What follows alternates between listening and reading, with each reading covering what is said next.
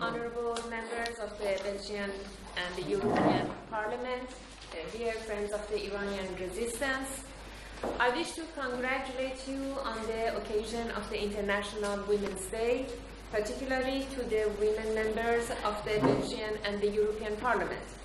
I'm honored and deeply humbled to be here with you, the elected representative of the European people, and on the special International Day. I'm also honored here to convey special greetings from Mrs. Maryam Rajavi, the President-elect of the National Council of Resistance of Iran, on this occasion. International Women's Day is the day to pay tribute to the struggle of the women that builds the future. It is a day to uplift a hope. Hope for equality, and women around the world are anxious and endeavor. In my homeland, Iran, although women are facing a misogynist regime and tied up by many restrictions, but they remain the force for change and the hope for future. After the overthrow of the former dictatorship, the new regime quickly adopted backward and despotic policies. The Iranian society, however, was widely in demand for freedom and democracy. Women's active participation in this confrontation with the mullah's religious fascism was a big change, which subsequently formed the cornerstone of the resistance against the regime. Therefore, the clerical regime is making every effort to keep the Iranian women in chains and marginalized. What is happening in Iran is a gender apartheid. Under the pretext of religion, discrimination and women's subjugation have been institutionalized in Iran.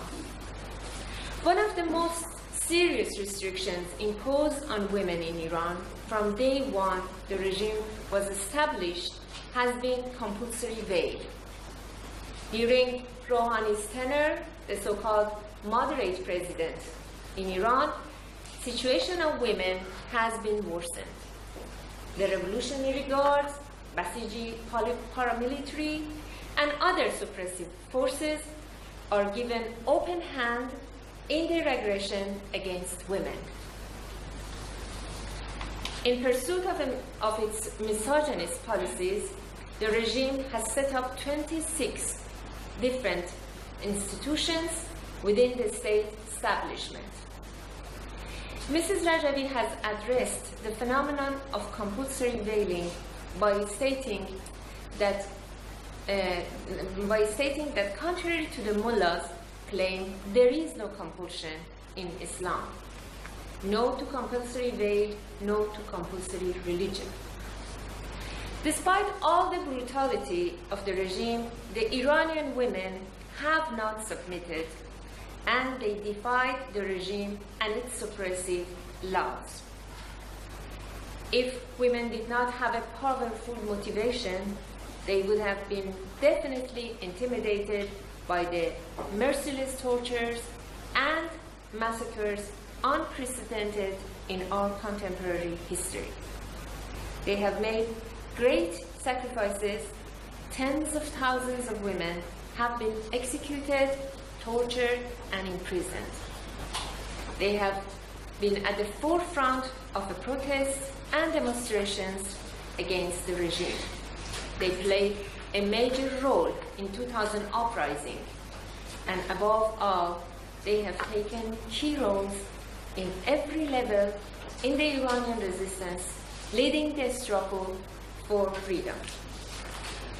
The women in Iranian resistance who have strong motivations and commitment to achieve freedom and equality have never been intimidated by the regime and continue their resistance more determined than ever. Their undeniable role in the resistance movement has become more evident day by day. they have managed to assume leading and key roles in their resistance. The resistance parliament is now comprised of more than 50%. Iranian resistance and pioneering women have been fighting a regime which is not only the enemy of the Iranian people, but the main threat to the Middle East. Islamic fundamentalism, whose heart beats in Iran, is a threat to the Middle East and the whole world. In particular, targets women and their achievements. Therefore, confronting the regime in Iran must be main objectives of a women's struggle in the whole world. Sisterly solidarity of the women across the world calls for a solid support for confrontation against the misogynist regime in Iran. I thank you all.